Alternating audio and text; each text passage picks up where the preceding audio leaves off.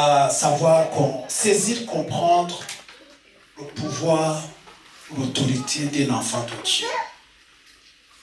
Le pouvoir qu'un enfant de Dieu, qu'un chrétien a. L'autorité qu'un enfant de Dieu a. En fait, serait très difficile de vivre une vie chrétienne abondante, une vie chrétienne et victorieuse, sans comprendre réellement l'autorité qu'on a en Christ. Parce que c'est en comprenant l'autorité qu'on a qu'on arrive à faire face à tout ce qui peut nous déstabiliser, nous troubler d'une façon ou d'une autre. Mais si on ne comprend pas, si on ne perçoit pas véritablement ce pouvoir qu'on a, cette autorité que nous avons en tant qu'enfants de Dieu, on va toujours subir. On va toujours subir. On va croire que peut-être c'est comme ça que ça doit être, alors que ce n'est pas ça. C'est pour ça que nous voulons qu'on comprenne cet aspect assez vraiment important dans la vie de tout enfant de Dieu. Amen. Nous avons commencé la semaine passée. On a vu pas mal de choses et par rapport à ce thème. Mais je vais faire rapidement des révisions de ce que nous avons vu par rapport à ce thème, le pouvoir et l'autorité du croyant. Et puis après, on va continuer à ajouter autre chose. Donc,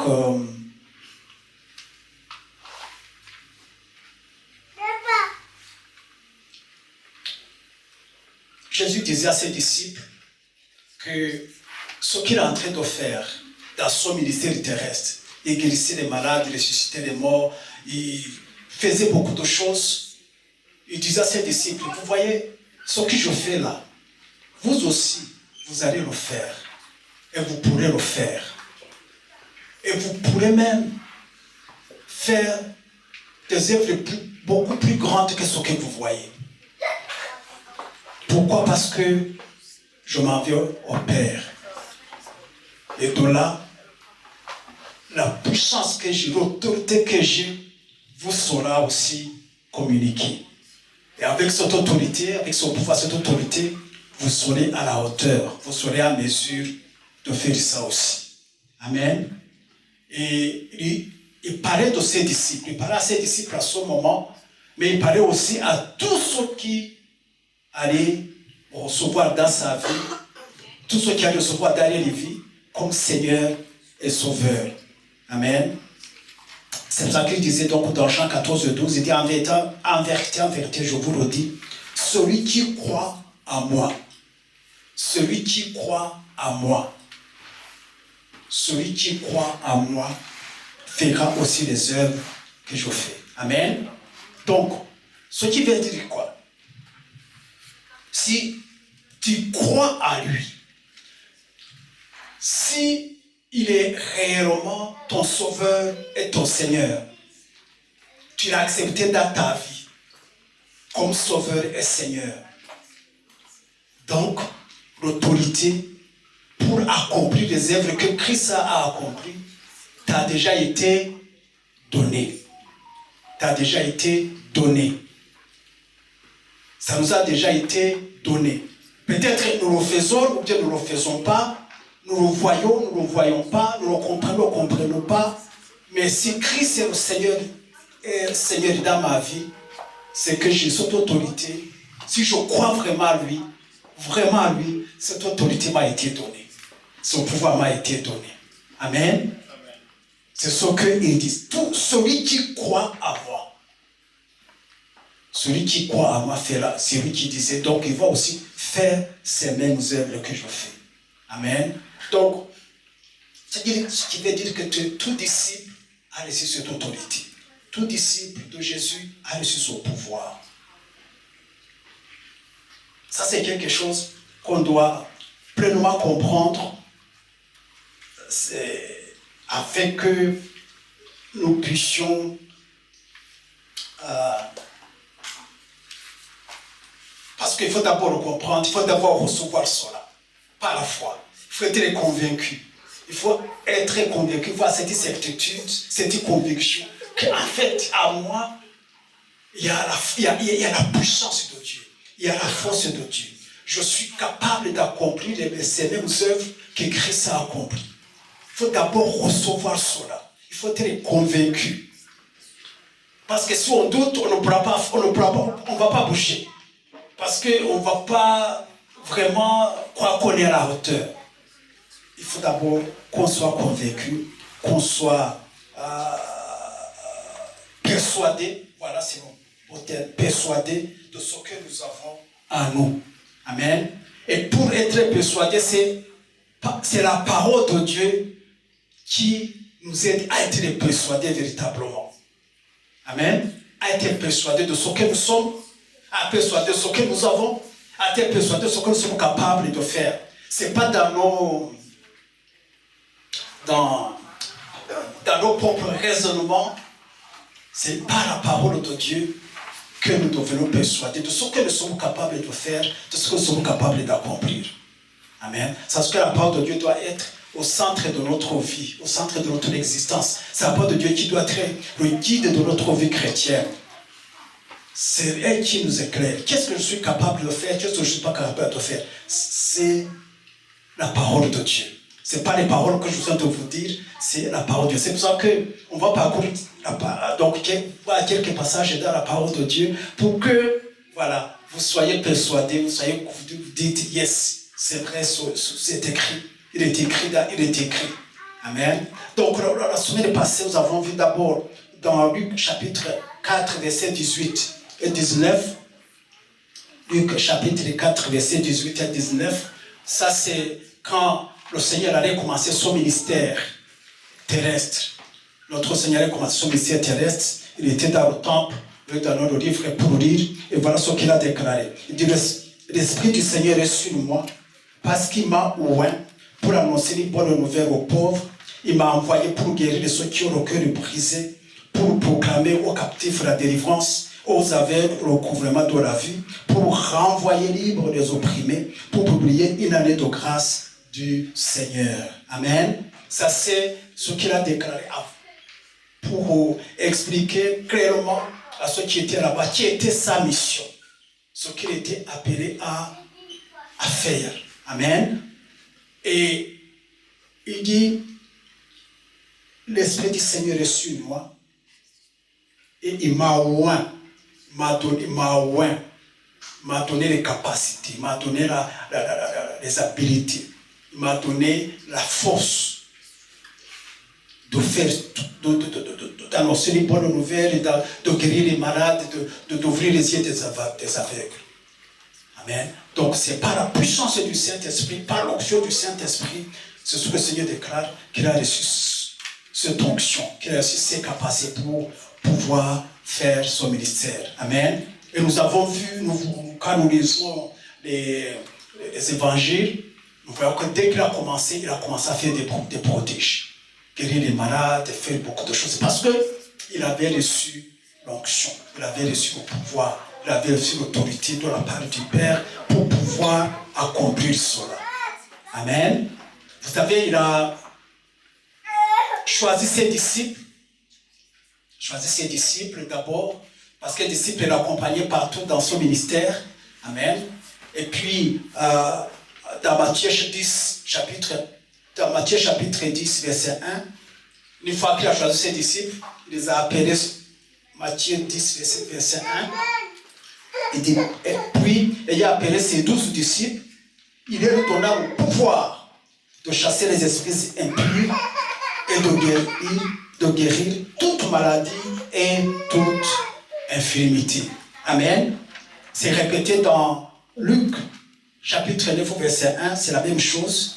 Jésus, ayant assemblé les 12, leur donna force et pouvoir sur les démons, avec la puissance de guérir les maladies.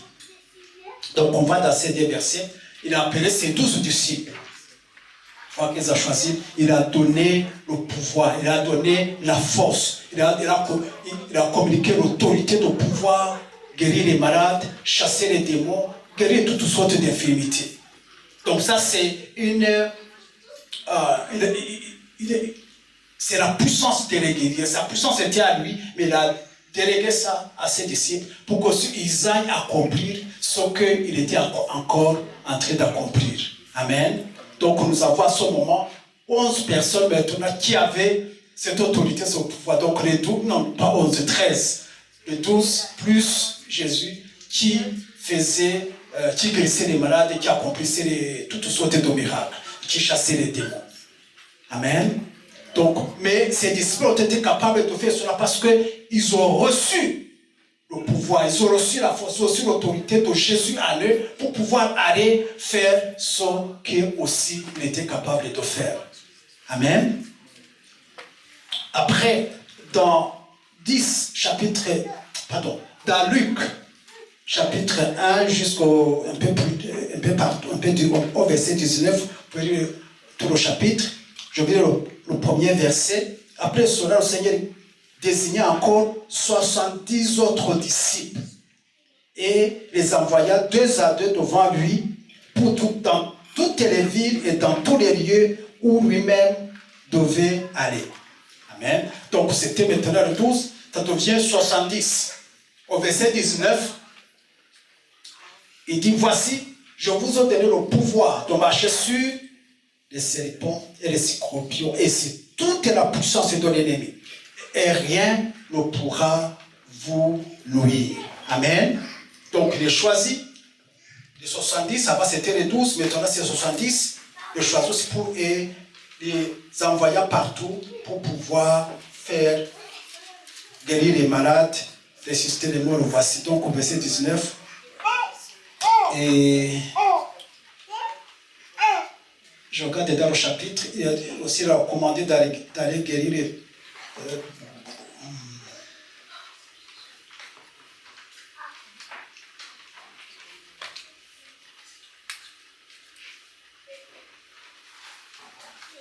Donc il devait guérir les malades, aussi, donc il donnait aussi le pouvoir sur les serpents, les scorpions, toute la puissance de l'ennemi. Amen. Donc les 70, eux aussi ont reçu le pouvoir délégué. Donc il les a donné son pouvoir pour aller accomplir ces miracles, accomplir les prodiges. Amen. Je vais rapidement parce qu'on avait fait ça la semaine passée. Dans Matthieu 28, 18 à 20, il dit, Jésus s'est approché, leur parlant ainsi. Tout pouvoir m'a été donné dans le ciel et sur la terre. Allez, faites de toutes les nations les disciples, les baptisant au nom du Père, du Fils et du Saint-Esprit. Et enseignez-leur à observer tout ce que je vous ai prescrit. Et voici, je suis avec vous tous les jours jusqu'à la fin du monde. Amen. Donc, le pouvoir m'a été donné dans les cieux sur la terre. Donc, allez dans ce pouvoir que je vous donnerai, mon pouvoir que je vous donne, pour aller guérir les malades, faites toutes les nations les disciples, les baptisants au nom du Père, du Fils et du Saint-Esprit. Et enseignez-leur à observer tout ce que je vous ai prescrit. Amen. Donc, il envoie les disciples, mais pas les mains vides. Il donne, l'autorité qui lui a été donnée, il le confère à ses disciples, il le délègue à ses disciples, afin qu'ils aillent accomplir tout ce qu'ils devraient accomplir. Amen. Dans Marc 16, 17 et 18, il dit encore, voilà les miracles qui accompagneront ceux qui auront cru. À mon nom, ils chasseront le démon, ils parleront de nouvelles langues, ils saisiront des serpents, s'ils boivent quelque chose, quelque breuvage mortel, ne fera point de mal. Ils imposeront les mains aux malades et les malades seront guéris. Amen. Donc on va dans Matthieu, dans Marc, il répète la même chose. Les miracles qui accompagneront ceux qui auront cru. Amen. Donc on voit que Christ a préparé ses disciples pour continuer son œuvre une fois qu'ils sont partis. Mais on voit que partout, il fallait qu'il délègue d'abord, il donne le pouvoir, il donne l'autorité d'aller faire ce qu'il devrait faire. Parce que ce qu'il pouvait faire, ce n'est pas derrière propre force, ce n'est pas derrière propre capacité qui pouvait chasser les démons, qui pouvait guérir les malades. Ce n'est pas les propres forces et propres capacités. Ce n'est pas la puissance que Dieu les avait donnée. Amen. C'est par cette puissance, par cette autorité qu'ils pouvaient faire ce que Christ fait, qu'ils pouvaient guérir les malades, chasser les démons, délivrer les aveugles, ouvrir les yeux des aveugles, ou faire marcher les boiteux, et tout le temps. Dans la puissance que Christ leur avait donnée, qu'ils pouvaient le faire. Amen. Ça, c'était les disciples. Est-ce que nous, aujourd'hui, nous sommes convaincus, persuadés, que nous avons cette autorité? Parce que c'est dans tout ce que nous avons lu, c'est Jésus qui parlait à ses disciples, qui était avec eux, qui marchait avec eux. Est-ce que toi ou moi, j'ai cette ferme conviction que j'ai cette autorité à moi, que j'ai ce pouvoir à moi? Est-ce que tu es convaincu, tu as cette conviction que tu as ce pouvoir, que tu as autorité en toi? Parce que, vous savez, on ne peut pas vraiment avoir pleinement la foi dans les choses qu'on ne comprend pas. Si on ne comprend pas, c'est difficile d'avoir la foi dans ce qu'on ne comprend pas. C'est ce que vous savez dans la parabole du semeur. Quand le semeur du semeur, il y a certaines semences qui tombaient sur le bord des chemins. Et les oiseaux venaient vite manger. Donc ça ne produisait rien. Amen. Et quand il y a l'explication, qu'est-ce qu'il disait? Donc c'est le type de personne qui reçoit de la parole, qui écoute la parole, mais ne la comprend pas, on n'arrive pas à la comprendre. Quand c'est comme ça, l'ennemi vient plus. Il dit balai, puis c'est oublié, c'est fini. Donc cette parole ne peut pas faire, on ne peut pas avoir foi dans ce qu'on ne comprend pas. Amen. Donc nous aussi ici, avant vraiment, c'est important que nous puissions comprendre par la parole de Dieu que cette autorité de Christ nous a été donnée, que tu l'as en toi, afin que tu puisses avoir la foi dans ce que tu as et que tu puisses maintenant l'expérimenter. Vous voyez? Si on ne comprend pas, en fait, si on ne comprend pas la parole, si on n'a pas la parole, on peut avoir la foi. On a la foi dans la parole qu'on a reçue, dans la parole qu'on a compris. Dans la parole qui nous a persuadés. Donc ici on voit les disciples qui étaient avec Jésus, reçoivaient l'autorité de Jésus, ils partaient faire des miracles avec cette autorité-là. Amen. Qu'en est-il maintenant de nous aujourd'hui? Parce que Jésus n'est pas là pour nous communiquer cette autorité, pour nous donner cette autorité physiquement, il n'est pas là. Mais on sait que spirituellement, il est là. Amen. Donc, on va voir quelques passages qui vont nous convaincre que réellement nous avons cette autorité. Ok.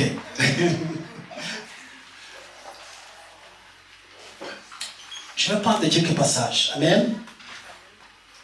Allons dans Jean, chapitre 1, versets 12 et 13. Jean, chapitre 12. Là, je vais aller maintenant doucement. Jean, chapitre 1, versets 12 et 13. Il est dit, mais à tous ceux qui l'ont reçu, à ceux qui croient en son nom, il a donné le pouvoir de devenir enfants de Dieu, lesquels sont nés, non du sang, ni de la volonté de la chair, ni de la volonté de l'homme, mais de Dieu. À tous ceux qui l'ont reçu, à ceux qui croient en son nom, il a donné le pouvoir, la capacité de devenir enfants de Dieu. Et ces enfants de Dieu sont nés de Dieu. Nés de Dieu. Donc, en croyant en Christ, on devient enfant de Dieu. C'est ce qu'on appelle la nouvelle naissance. Et nous savons que par la nouvelle naissance, on reçoit un nouvel esprit, un cœur nouveau. Quand on devient un enfant de Dieu, on est né de nouveau. Amen. Par cette nouvelle naissance, on reçoit quoi?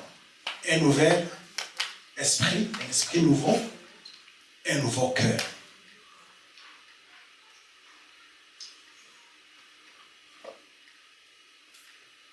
Et l'esprit qu'on reçoit, c'est l'esprit de Dieu. D'accord? C'est l'esprit de Dieu. On est né de Dieu, on reçoit à nous un nouvel esprit. Cet esprit, c'est l'esprit de Dieu qui vient maintenant demeurer à nous. On est né de Dieu. Quand on est né de Dieu, on reçoit un nouvel esprit, l'esprit de Dieu qui vient résider en nous. Amen. Vous savez que nous sommes composés de 3 parties: esprit, âme et corps. Amen. Donc, au moment de la nouvelle naissance, c'est pas notre être entier qui est né de nouveau. Ce qui est né de nouveau, c'est quoi? C'est l'esprit. C'est l'esprit. C'est ton esprit qui est né de nouveau. C'est pas ton âme, c'est pas ton corps. Parce que le corps, c'est le corps, ce corps, bon, il est là. C'est pas ton âme. Donc, ton âme est appelée à être renouvelée. Renouvellement de l'intelligence. Ce qu'on lit dans Hébreux chapitre 12, verset 2. Mais ce qui est né de nouveau, c'est notre esprit. En fait, on reçoit en nous un nouvel esprit, c'est l'esprit de Dieu, pur, complètement pur. Amen. Complètement pur. Amen. Comme c'est l'esprit de Dieu, et qu'on est né de Dieu, cet esprit qui est en nous vient avec tous les attributs de Dieu.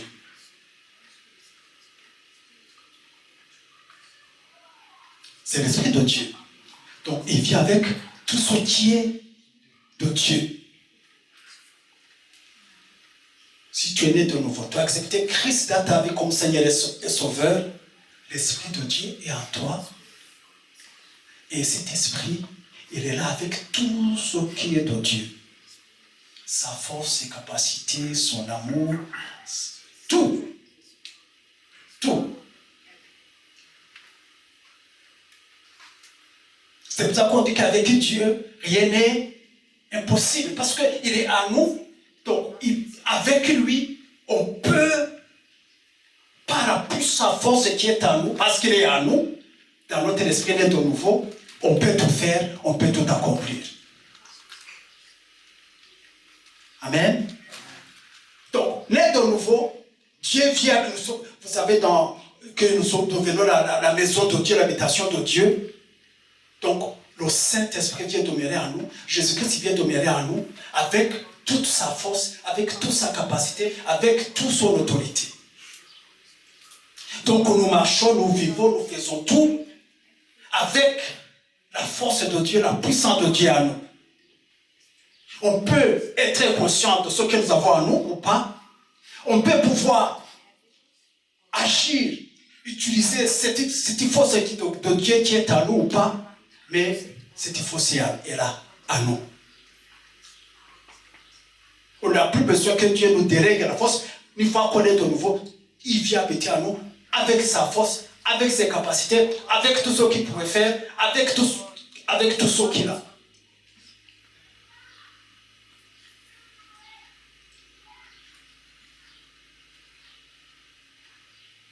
Notre responsabilité, c'est avoir la foi que vraiment Dieu est à moi. Il est à moi. Avec ce qu'il est, avec ce qu'il a. Et il veut que, par cette force, il puisse agir au travers de moi. Je deviens son instrument. Il me donne tout, mais dans tout ce qu'il fait, c'est que je crois dans ce qu'il m'a donné, que je suis capable de guérir les malades, pas dans ma propre force, avec cette force qui est en moi. Amen. Que je suis capable de résister les morts, pas dans mes propres capacités, mais avec cette force qu'il m'a donnée. Que je suis capable d'ouvrir les yeux des aveugles, mais pas par ma propre force, pas ma propre capacité, mais parce que sa force, ses capacités sont en moi.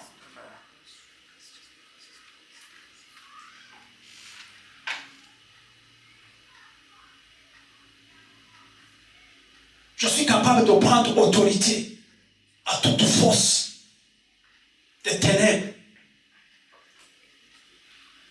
Parce qu'il m'a donné le pouvoir sur les esprits impurs, sur les démons. Donc je suis capable. Encore une fois, ce n'est pas moi, mais c'est plutôt celui qui vit en moi. Ce n'est pas sa force, ce n'est pas son pouvoir, ce n'est pas son autorité. C'est pour ça que la nouvelle naissance, ce n'est pas quelque chose qu'on joue avec. C'est un événement important dans la vie d'un homme. C'est le plus grand événement. Après la naissance, il y aura la mort. Au milieu, il y a la nouvelle naissance. Amen. Surtout que celui qui est né, avant d'arriver au bout de son chemin, qui naissait de nouveau là-bas au milieu. Parce que c'est le plus grand événement. Dans le monde, on dit que le grand événement, c'est mourir, naître, se marier et puis mourir. Amen. Parce que c'est trois, on fait vraiment des grandes fêtes. Mais il y a la nouvelle naissance. Parce qu'en nouvelle naissance, Dieu vient habiter en nous. Amen. Vient habiter en nous. Avec tout ce qu'il a, avec tout ce qu'il est.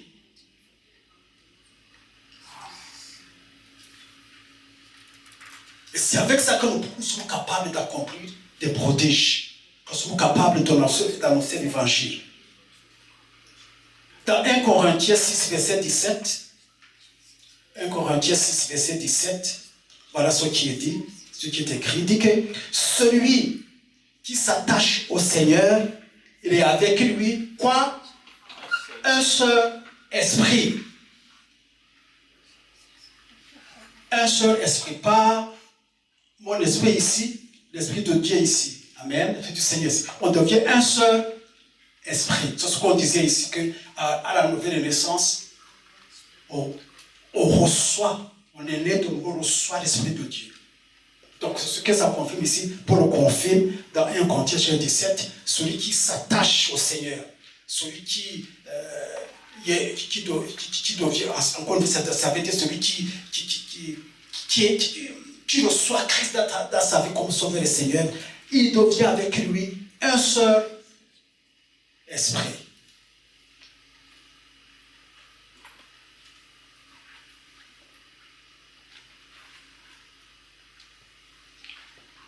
Qu'est-ce qui manque à l'esprit du Seigneur?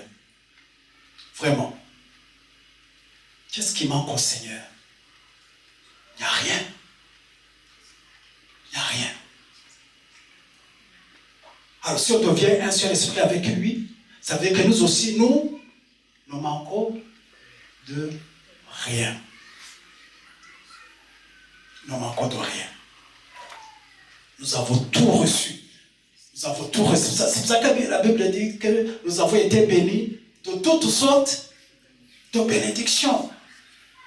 Parce que nous sommes devenus un avec l'Esprit du Seigneur. Nous ne manquons de rien. Pour quiconque qui est né de nouveau, il ne manque de rien. Il est complet, il est parfait. C'est ce que dit la parole de Dieu. Il est arrivé à la perfection. Devant Dieu, c'est la perfection elle-même. Parce qu'on communique avec Dieu esprit à esprit. Quand Dieu nous communique avec nous, ce n'est pas dans notre âme, dans notre intelligence, tout ça, c'est esprit à esprit. Et notre esprit, c'est l'esprit de Dieu, qui est arrivé à la perfection, qui est parfait. L'esprit que tu as aujourd'hui, bien aimé, c'est ce que tu vas garder, conserver jusqu'à l'éternité. Parce que c'est l'esprit de Dieu. On ne peut rien ajouter pour que ce soit beaucoup plus parfait. Rien. On ne peut non plus le retrancher parce qu'on ne peut pas y accéder. C'est l'esprit de Dieu. Avec cet esprit, nous recevons, donc nous sommes dans la perfection, nous recevons tout ce qu'il faut pour pouvoir accomplir les œuvres que notre Seigneur lui-même a accomplies. Nous sommes capables de guérir les malades, nous sommes capables de chasser les démons, nous sommes capables d'avoir autorité sur toutes les puissances des ténèbres qui peuvent se manifester autour de nous. Mais pour cela, il faut d'abord avoir la foi. Parce que si on est malade ici, on va commencer à prier, on va commencer à se poser des questions dans notre tête. Est-ce que je suis capable? Est-ce que je suis capable? Non, tu es capable. Parce que tu as tout reçu.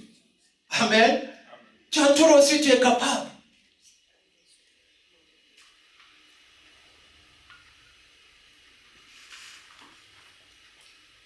Dans 1 Jean chapitre 4, verset 17, il est dit, tel qu'il est, tel nous sommes aussi dans son monde. Tel que Christ est aujourd'hui, tel tu es dans ce monde. Mais Christ aujourd'hui, il est comment? Il est comment? Puissant. Parfait, il est dans la gloire. Vous vous rendez compte? Tel qu'il est, tel je suis aujourd'hui. Sa force est en moi, sa puissance est en moi. Nous sommes égaux. Au niveau de l'esprit, bien sûr. Pas au niveau de nos pensées, de nos raisonnements, de la vie d'autre jour. Dans mon esprit, parce que mon esprit, c'est ce que je suis en réalité. Amen. Tel qu'il est, tel je suis aujourd'hui. J'ai sa force à moi, j'ai sa puissance à moi, j'ai son autorité à moi. Amen. Il m'a donné tout ça pour que je puisse continuer l'œuvre qu'il a commencé quand il était sur la terre. Il a formé les 12, il est parti, mais il a donné à ces 12 c'était 120 au moment de la Pentecôte, 112 a donné complètement l'autorité, la puissance de continuer le ministère.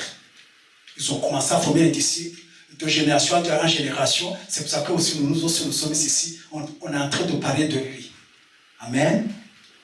Si ce 120 n'avait rien fait, ça aurait resté là-bas, à Jérusalem, et puis c'était fini. Non, ils avaient compris le message, ils sont parcourus le monde entier. Nous sommes aujourd'hui au XXIe siècle, et on continue à parler de Jésus. Nous avons eu cette grâce d'être là, de le recevoir et comprendre ce que réellement nous avons à nous. Vous savez, une fois qu'on a compris qui on est, une fois qu'on a compris ce que nous sommes, ce que nous avons, on ne peut plus vivre les doigts de la même façon. On ne peut plus vivre les doigts de la même façon. Souvent, ce qu'on ne voit pas, on ne réalise pas spirituellement qui nous sommes véritablement en Christ. On ne réalise pas la force que nous avons en nous, la puissance que nous avons en nous, l'autorité que nous avons en nous, parce que c'est l'autorité de Christ. Il suffit seulement que tu dises, hey, au nom de Jésus, dégage. C'est fini. C'est fini. Il suffit que tu parles à ton corps. Tu t'adresses à ton corps, s'il y a des douleurs, s'il y a des souffrances. Au nom de Jésus, guéris. Tais-toi. Il t'obéit. Amen. Comment Christ a maudit son figuier qui n'avait pas de fruits, de que jamais personne ne mange ton fruit. C'était fini, le figuier a séché. C'est fini.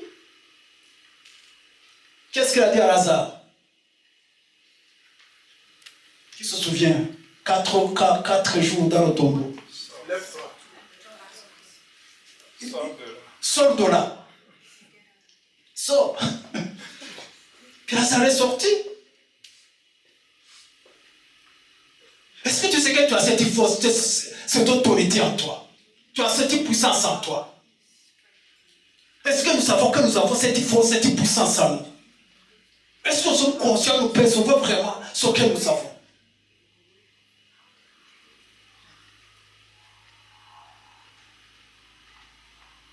Je prie pour que le Seigneur nous éclaire vraiment et que nous puissions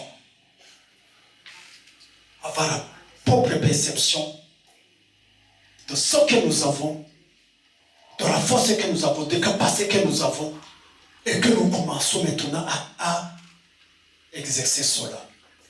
Dans ta maison, si tes enfants sont malades, ton conjoint est malade, tu te lèves et tu dis au nom de Jésus, par la puissante autorité que j'ai en Christ, sois guéri. Reçois ta guérison. Et tu chasses. Là, on va voir après comment pratique, de façon pratique, comment on doit faire.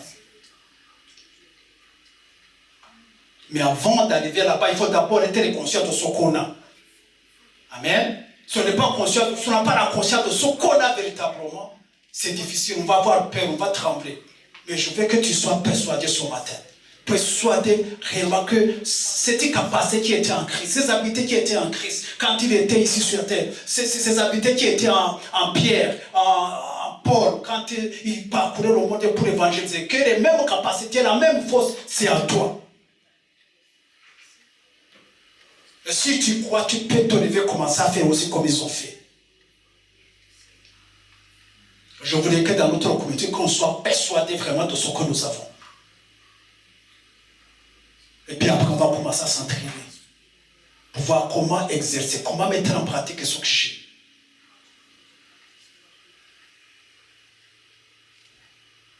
Deux Corinthiens, chapitre 5, verset 17. C'est un verset que nous connaissons. Si quelqu'un est en Christ, il est une nouvelle créature ou une nouvelle création. Les choses anciennes sont passées. Voici, toutes choses sont devenues nouvelles. Quelles sont ces choses? En fait, il faut s'arrêter, comprendre. Il est une nouvelle création. Il est en Christ, il devient une nouvelle création. Bien sûr, il ne soit pas un nouveau corps. Si quelqu'un vient ici, il donne sa vie au Seigneur, son corps ne va pas être, son aspect physique là, ne va pas changer. Ok? S'il est petit, il va rester petit. Même s'il est grand, il va rester grand. S'il est comme ça, il va rester comme ça. Mais il dit qu'il devient une nouvelle création. À ce moment, s'il accepte le Seigneur, s'il était intelligent, il reste toujours intelligent. S'il n'était pas intelligent, c'est la même chose, il reste où il était. Mais la Bible dit qu'il devient une nouvelle création. Encore ici, ce n'est pas au niveau de son physique, ce n'est pas au niveau de son âme, c'est au niveau de son esprit. Il devient une nouvelle création. Un nouveau cœur, un cœur de chair, comme la Bible le dit. Un cœur maintenant capable de saisir la parole de Dieu, de comprendre la parole de Dieu. Un esprit nouveau. Cet esprit nouveau, nous le savons, c'est l'esprit de Dieu. C'est ce que vous connaissez les passages où ça se trouve dans la Bible. Quelqu'un peut me rappeler ce passage?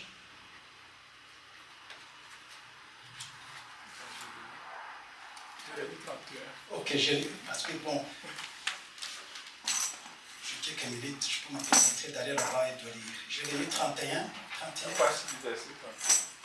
Voilà.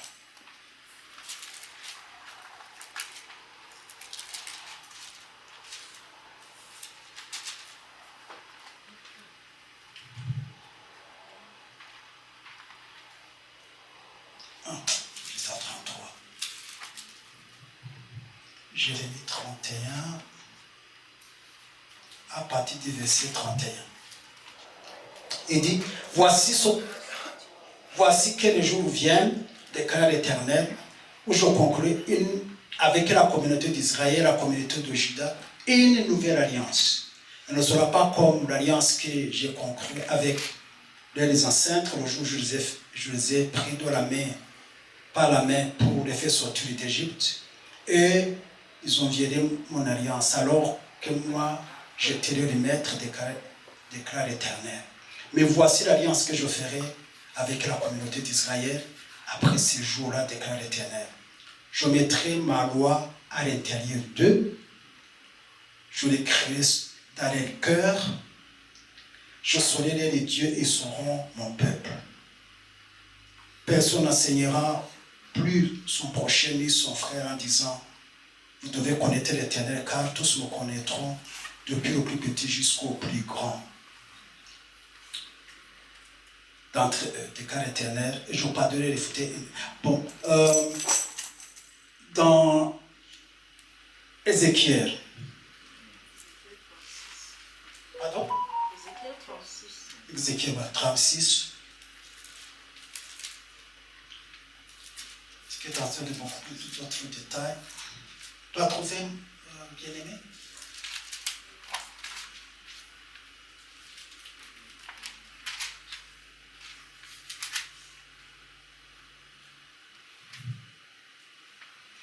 Ézéchiel 36.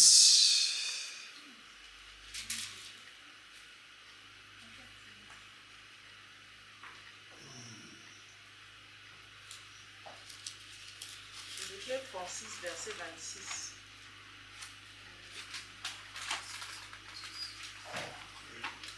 Voilà. Je vous donnerai un cœur nouveau et je mettrai en vous un esprit nouveau. Je retirerai de votre corps un cœur de pierre et je vous donnerai un cœur de chair. C'est mon esprit que je mettrai en vous. Ainsi, je vous ferai suivre mes perceptions, garder et respecter mes règles. Voilà, ça c'est clair. Donc, voilà un cœur nouveau, que je vous mettrai en vous, un esprit nouveau.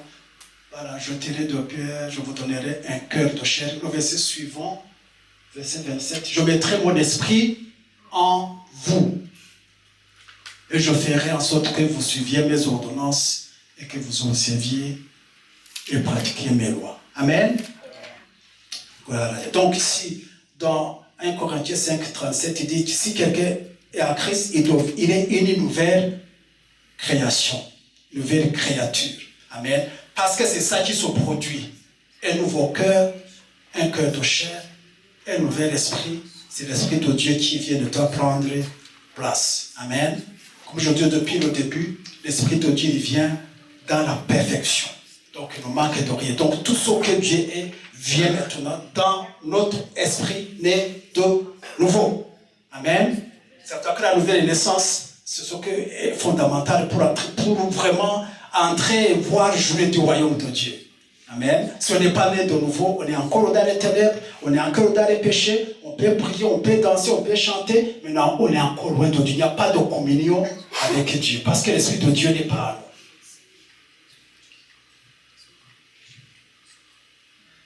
Merci Seigneur. Sois persuadé que, sois cette foi de ce que vraiment tu as en toi. C'est l'Esprit de Dieu. Tu as toutes les capacités, tu as toute la force, tu as toutes les habilités et tu as reçu l'autorité de pouvoir utiliser ce que Dieu t'a donné. Amen. Un dernier verset. Ephésiens 1, juste pour être persuadé vraiment de ce que nous savons, de ce que nous avons, et qu'on puisse avoir la foi dans ce que nous avons, afin de pouvoir manifester les œuvres de la foi. Amen. Dans Ephésiens chapitre 1, je vais lire au verset 17 jusqu'au verset 19.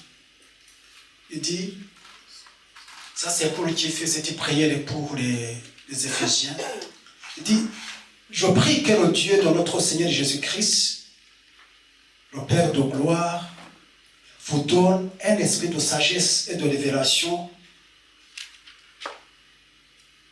Un esprit de sagesse et de révélation qui vous le fasse connaître. Ok. Je prie qu'il illumine les yeux de votre cœur pour que vous sachiez quelle est l'espérance qui s'attache à son appel, quelle est la richesse de son glorieux héritage au milieu des saints. Maintenant, verset 19. Et quelle est l'infini, dans cette version que j'aime, il faut que je ne sais pas comment on va ensemble.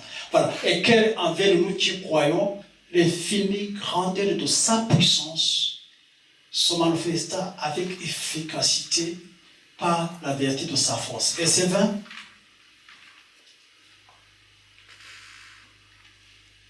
Il l'a déployé en Christ en ressuscitant des morts et en le faisant asseoir à sa droite dans les lieux célestes. On peut continuer au 21-22.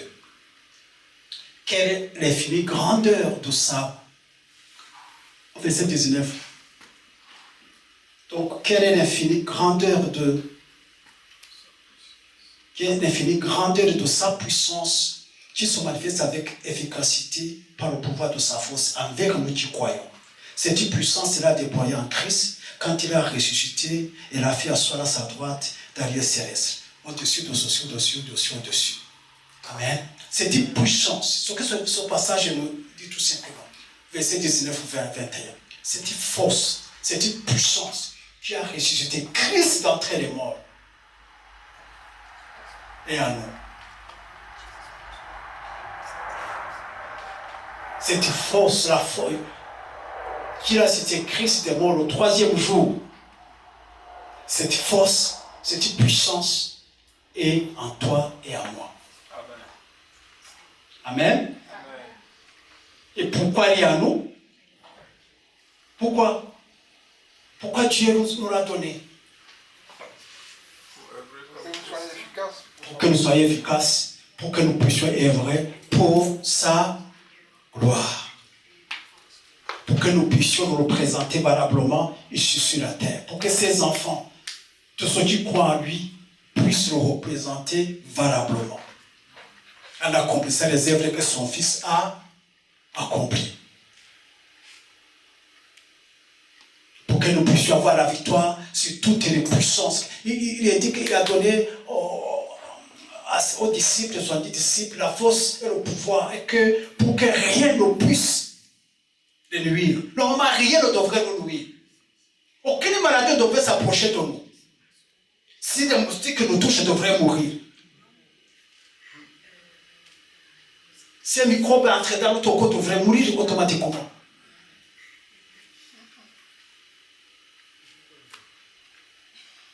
Les microbes qui vont à gauche, à droite, là, ne devraient pas nous atteindre. Ils ne devraient pas, en principe. Parce que nous connaissons qui nous sommes, nous savons ce que nous avons. Que le Seigneur nous aide, bien-aimés. Amen. Et la première chose, c'est d'avoir la foi de ce qui est en toi. D'avoir la foi de ce que Dieu t'a donné. D'avoir la foi de ce que tu enfermes dans son corps, qui est le temple de Dieu, qui est le temple du Saint-Esprit.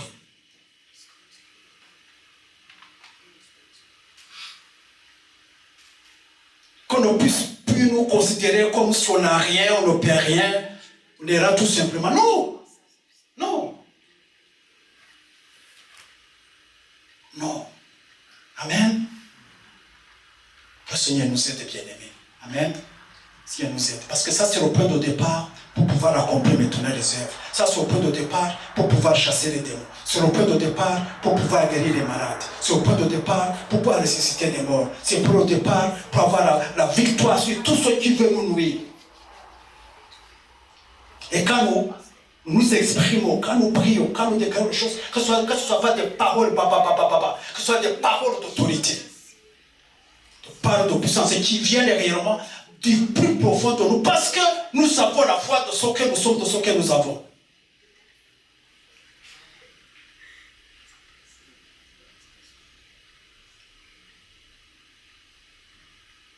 Amen. Merci Seigneur.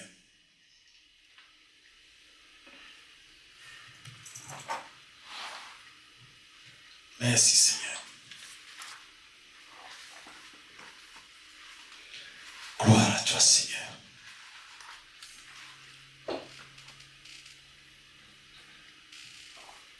Nous allons prier. Nous allons prier. Prendre quelques minutes pour prier. La prière est simple. Seigneur, donne-moi la révélation de ces choses. Par la puissance du Saint-Esprit. Donne-moi la révélation. Que ces choses soient des réalités vivantes pour moi. Tous les jours de ma vie. Que ce ne soit pas des choses que je reçois de loin.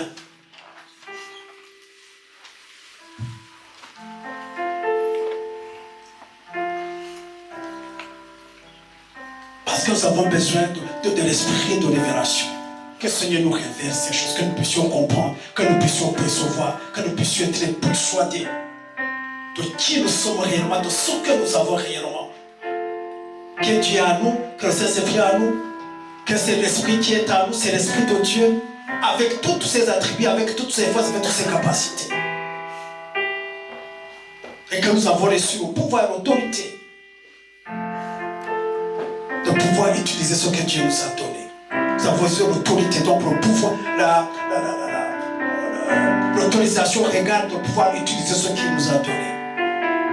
Merci Seigneur. Seigneur, nous avons besoin de ta grâce.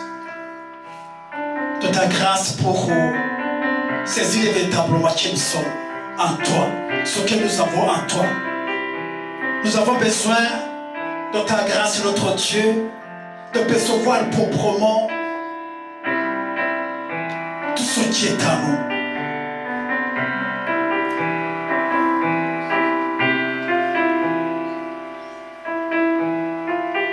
Nous avons besoin de ta grâce, notre Dieu, afin de pouvoir avoir la foi de ce que tu nous as donné, voir à quel point tu nous as à 100% équipés pour accomplir de bonnes œuvres à ta gloire. Que nous ne manquons de rien, que tu nous as tout donné.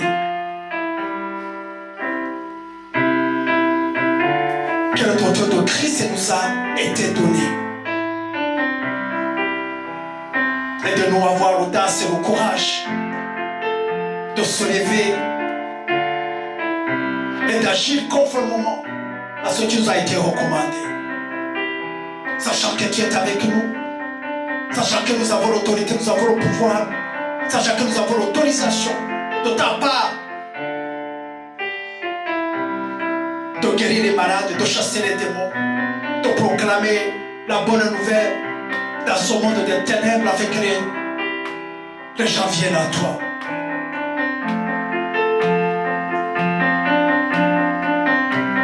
Aide-nous, Seigneur.